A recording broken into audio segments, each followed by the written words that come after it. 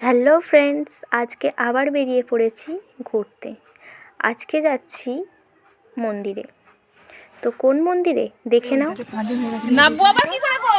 আসুন না, বলুন না। ঠিক আছে, পাঁচজন হয়েছে ওদের। ভালো লাগে বসে নেই।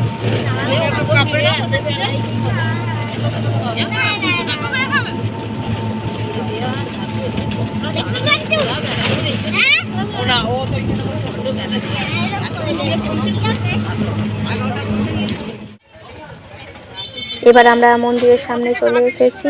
আমাদের টোটোটা দাঁড়াচ্ছে। আমাদের মোট 3টে টোটো এসেছিল। চলো একে একে সব দাঁড়াই, নেবে দেখাই চারদিকটা কেমন।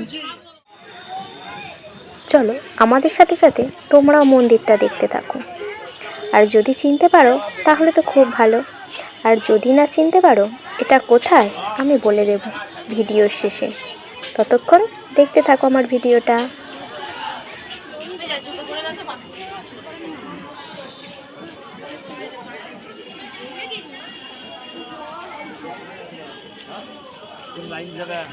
এসো না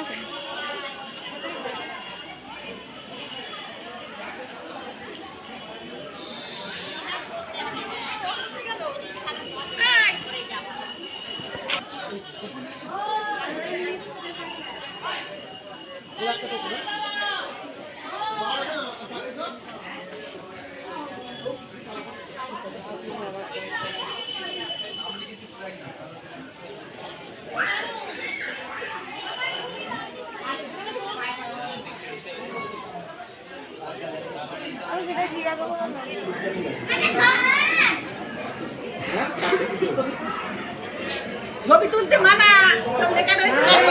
ছবি তোলা যাবে, মায়ের ছবি না, মায়ের ছবি সামনে কার তোলা যাবে না। এই মা ঠাকুরটা দেখো, মাকে দেখো কি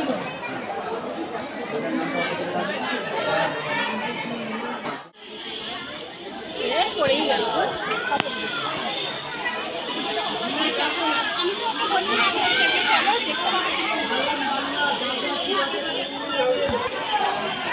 এই পুষ্পাঞ্জলি দেবো, চলো চলো।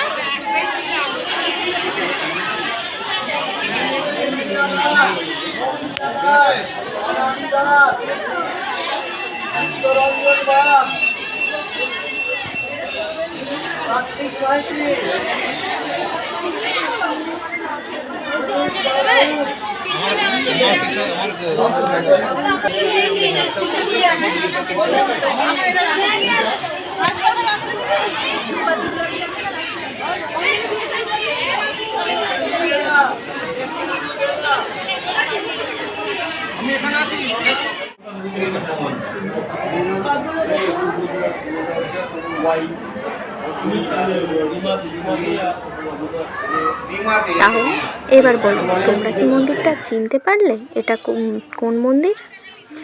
আর যদি চিনতে না পারো তাহলে আমিই বলে দিই, এটি রাজবল্লভী মাতার মন্দির, রাজবল্লভ ঘাটে। এটা কোথায় বলছি, হাওড়া তারকেশ্বর লাইন ধরে হরিপাল স্টেশনে নেমে ওখান থেকে টেকার বা বাস ধরে জাঙ্গিপাড়া নামলেই আর ওখান থেকেই কাছেই রাজবল্লভ ঘাট, ওখানে রাজবল্লভ মাতার মন্দির। এই রাজবল্লভী মাতা খুব জাগ্রত, সবার মনস্কামনা পূর্ণ করে। তোমারও যদি কোনো মনস্কামনা থাকে মায়ের কাছে চেয়ে এসো, মা অবশ্যই পূরণ করবে। আর হ্যাঁ, মায়ের মন্দিরে প্রসাদ দেয়া হয়। এই যে প্রসাদ দেওয়ার কুপন, 30 টাকা করে মাথা পিছু। দেখে নাও কী কী থাকে প্রসাদে। এই শীতের সময় সপরিবারে একদিন ঘুরতে চলে এসো মায়ের মন্দিরে, দেখবে খুব ভালো লাগছে।